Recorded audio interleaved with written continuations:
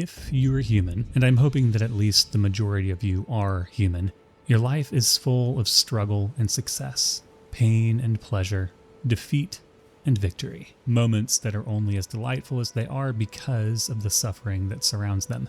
This is the human experience, and it's a potent and bittersweet elixir. Now there are ways to concentrate this elixir and make it slap you in the face even harder, and I'm going to talk about two of them. One is playing difficult video games. Another is having children. And while those two things may appear to have absolutely nothing in common, I'm going to explain how rolling credits on Elden Ring made me a better father. I'll start off by saying that the premise isn't entirely true because it's not just Elden Ring that led to this realization, but all of the From Software games. For those who haven't heard of them, FromSoft is a legendary video game developer who invented the genre known as Souls-likes, named after the Dark Souls trilogy that rocketed the studio into the spotlight beginning in 2011. These games are known for their brooding atmosphere, complex environmental storytelling, and, most of all, their tough-as-nails combat. While they certainly didn't invent the difficult video game, they were heavy contributors to the growing popularity of the narrative. FromSoft worlds are alien. The bosses arcane and overpowering.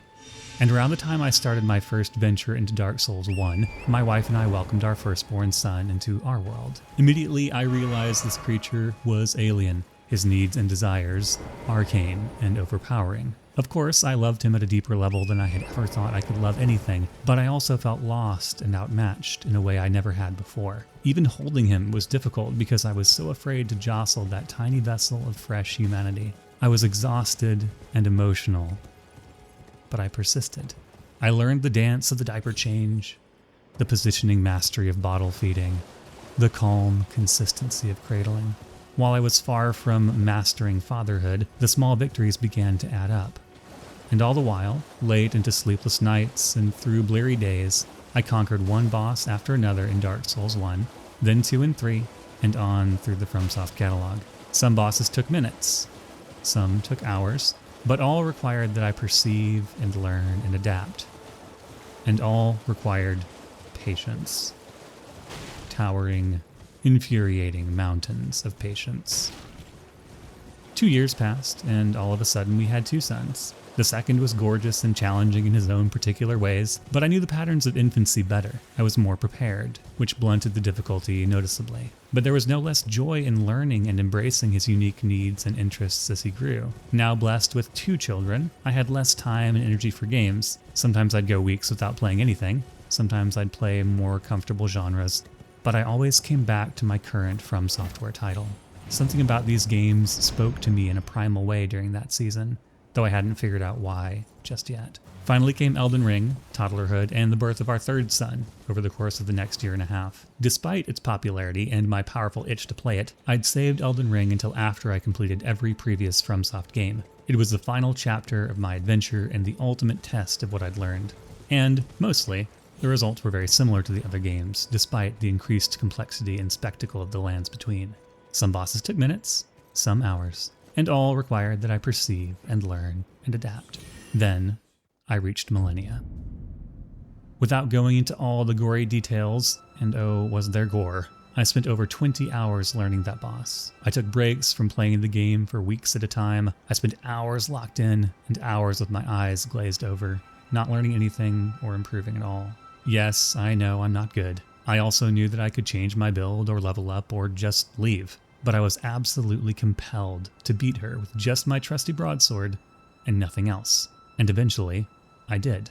All of that practice paid off, and I finished her with nothing but a sword and a boatload of ill-advised pig-headedness. Then I finished the game a few sessions later. It was a revelation of an experience in more ways than one. Because while all of this battling happened in the game world, I was facing my toughest challenges as a father. The older toddler jubilantly learned how to say no. The younger one decided he was the biter of arms and scratcher of necks. And the infant was doing his arcane infant things.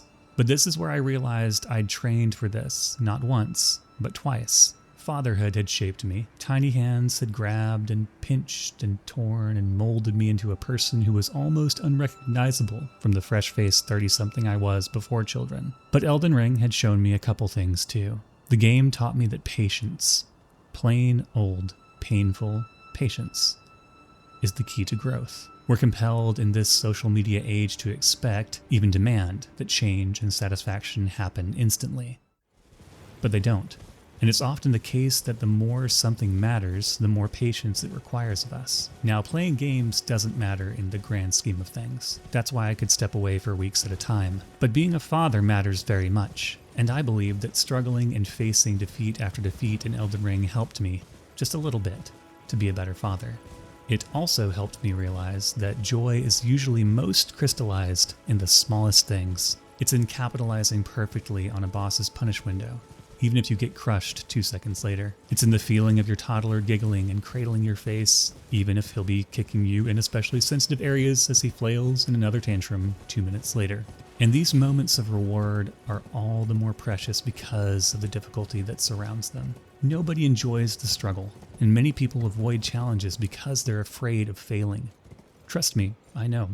I have quite a few challenges still peeking at me from hidden corners of my mind, but they look a little less scary now. Not because I'm less likely to fail, but because I've learned that failure is just part of the story. Because I've learned to be a little more patient and celebrate the small victories. Someday, hopefully someday soon, I did manage to defeat Malenia while keeping 3 tiny humans alive, after all. I don't know if I'll return to these games. I think I will.